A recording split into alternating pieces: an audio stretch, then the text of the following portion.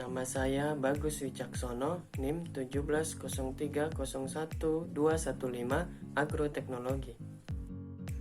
Pemeliharaan ternak sapi di perkebunan kelapa sawit merupakan suatu konsep yang baik untuk kelestarian lingkungan.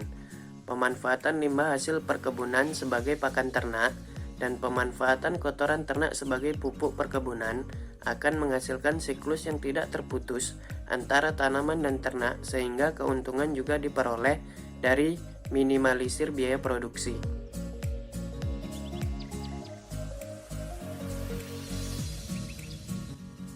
Pemanfaatan limbah kelapa sawit berupa pelepah dapat digunakan sebagai pakan pengganti hijauan sebanyak 30% dari total hijauan harian. Tabel hasil komposisi kimia ikutan perkebunan kelapa sawit terlampir. Cara pengelolaan limbah pelepah kelapa sawit menjadi pakan ternak, yaitu siapkan alat dan bahan. Alat yang digunakan yaitu chopper, baskom, sekop, dan tangki air atau karung. Dan bahannya yaitu pelepah sawit, EM4, dedak, dan urea. Dalam 1 tahun, batang kelapa sawit dapat menghasilkan 26 pelepah daun kelapa sawit. Langkah-langkah pembuatan pakan fermentasi dari daun kelapa sawit. Yang pertama yaitu kumpulkan pelepah dan daun kelapa sawit.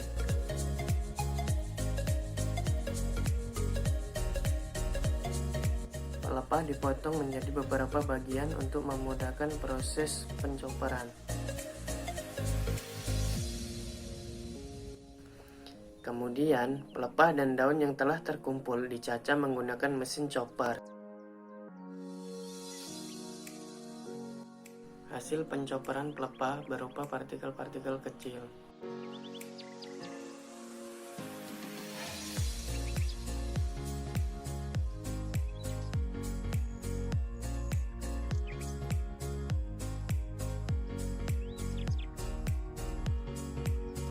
Satu ton cacahan pelepah dan daun kelapa sawit dicampur dengan dedak EM4 sebanyak 2,5 kg, urea sebanyak 2,5 kg, dan ultramineral sebanyak 2,5 kg.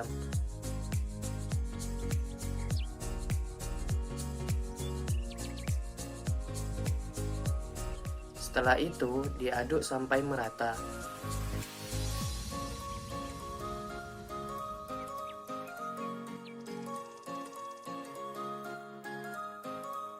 Kemudian difermentasi, dimasukkan ke dalam tangki fermentasi ataupun karung.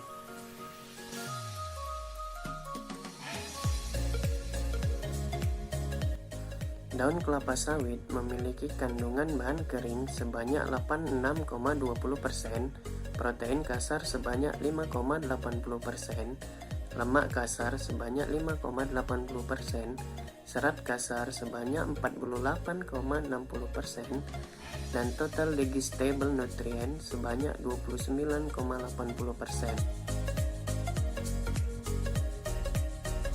Rata-rata penambahan bobot badan sapi dengan pakan pelepah sawit dapat mencapai 0,5 sampai 0,8 kg.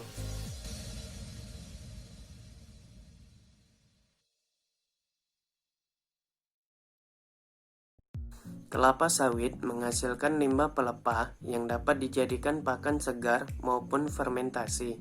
Sementara, limbah ternak berupa cair dan padat dapat diolah menjadi pupuk organik cair, kompos, dan biopestisida.